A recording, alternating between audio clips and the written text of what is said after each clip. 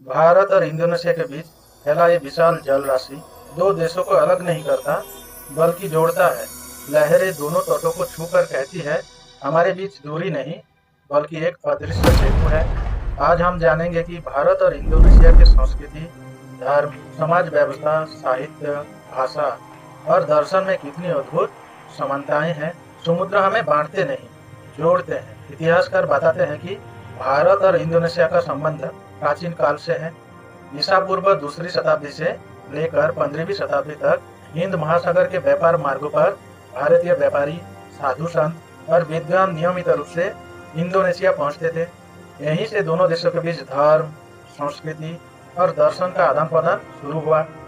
इतिहासकार आर.सी. मजूमदार लिखते हैं, भारत और इंडोनेशिया का संबंध केवल वाणिज्य का परिणाम नहीं था, बल्कि एक गहन सांस्कृतिक और आध्यात्मिक एकता का प्रतीक था।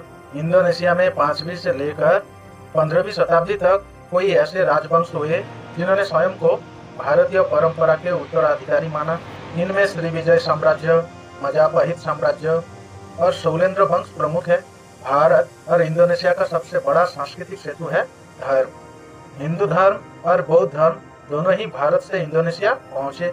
बाली द्वीप आज भी हिंदू संस्कृति का जीवंत उदाहरण है। यहाँ रामायण और महाभारत न केवल पढ़े जाते हैं, बल्कि नृत्य, नाटक और कठपुतली के माध्यम से जीवंत किए जाते हैं। इंडोनेशिया का राष्ट्रीय प्रतीक गरुड़ सीधे सीधे गरुड़ पुराण और भगवान विष्णु के वाहन से जुड़ा हुआ है। इंडोनेशिया में स्थित बोरोबुदुर स्तूप विश्व का सबसे बड़ा बौद्ध स्मारक है। यह भारत से पहुंचे महाजन बौद्ध धर्म का जीवंत प्रमाण है। इतिहासकार कहते हैं कि इंडोनेशिया में धर्म को अपनाया गया, वहाँ की स्थानीय परंपराओं के साथ मिलाकर उसे नया रूप दिया गया। यही कारण है कि भारतीय धर्म वहाँ इंडोनेशियाई स्वाद के साथ खिले हैं। भारत और इंडोनेशिया दोनों समाज में बड़ों के प्रति सम्मान, सामूहिक उत्सव, नृत्य, संगीत और लोक कला और धार्मिक त्योहारों का सामूहिक रूप से मनाया जाना, यह सब एक समान है। जैसे भारत में संस्कार और उत्सव जीवन का हिस्सा है, वैसे ही इंडोनेशिया में भी सामूहिक अनुष्ठान का महत्व है। दोनों देशों में समाज केवल व्यक्तियों का समूह नहीं, बल्कि एक जीवित परिवार माना गया है। भारत और इंडोनेशिया की साहित्यिक संबंध भी बहुत गहरे हैं। रामायण और महाभारत इंडोनेशिया की सांस्कृतिक आत्मा का हिस्सा है। इंडोनेशिया में महाभारत को भारत आतो और रामायण को काकाबिल रामायण नाम से जाना जाता है। बाली और जावा द्वीपों में आज भी रामायण ब्रेली और महाभारत बियांग कठपुतली का नाटक आज भी होते हैं।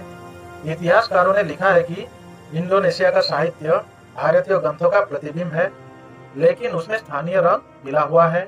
यहाँ पर भारत के संस्कृत और साहित्य ने एक नई जमीन पाई है। भाषाई दृष्टि से भी भारत और इंडोनेशिया जुड़े हुए हैं। संस्कृत भाषा का प्रभाव इंडोनेशियाई भाषाओं पर स्पष्ट दिखता है।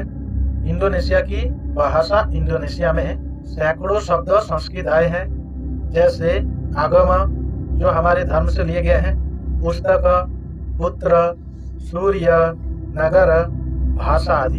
इतिहासकार सत्यव्रत शास्त्री लिखते हैं, संस्कृत न केवल भारत की आत्मा है, बल्कि इंडोनेशिया की संस्कृति में भी उसका धड़कन सुनाई देती है। भारत और इंडोनेशिया दोनों में जीवन को एक आध्यात्मिक यात्रा माना गया है। भारत के उपनिषदों और गीता का संदेश संपूर्ण जीवन ही साधना है। इंडोनेशिया के समाज में भी दिखाई देता है। इंडोनेशियाई दर्शन पंचशील अर्थात 5 प्रिंसिपल में भी भारतीय स्वधर्म, स्वभाव और सत्य अहिंसा की झलक मिलती है। बाली द्वीप पर अब भी लोग त्रिहित करुणा का पालन करते हैं, जिसका अर्थ है ईश्वर, मनुष्य और प्रकृति तीनों के साथ संतुलन। ये वही भाव है जो भारत के वेदों में रीत और धर्म के रूप में मिलता है। इतिहासकार मानते हैं कि भारत और इंडोनेशिया का संबंध केवल अतीत तक सीमित नहीं है। 1945 में जब इंडोनेशिया ने स्वतंत्रता की घोषणा की, तो उसके संविधान में भी कोई संस्कृत शब्द शामिल थे। आधुनिक इंडोनेशिया में आज भी रामायण और महाभारत के पात्र राष्ट्र की पहचान का हिस्सा है।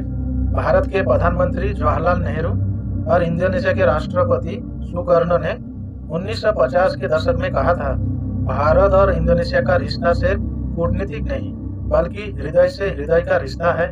भारत और इंडोनेशिया की समानताएं हमें यह संदेश देती है कि संस्कृति सीमाओं से बांधी नहीं होती। धर्म, साहित्य और दर्शन की धारा जब बहती है वो देशों को जोड़ती है, दिलों को करीब लाती है। भारत और इंडोनेशिया इस बात के साक्षी है कि जब दो सभ्यताएं प्रेम और आदान प्रदान के भाव से मिलती है तो वो हजारों साल बाद भी एक दूसरे की आत्मा में जीवित रहती है।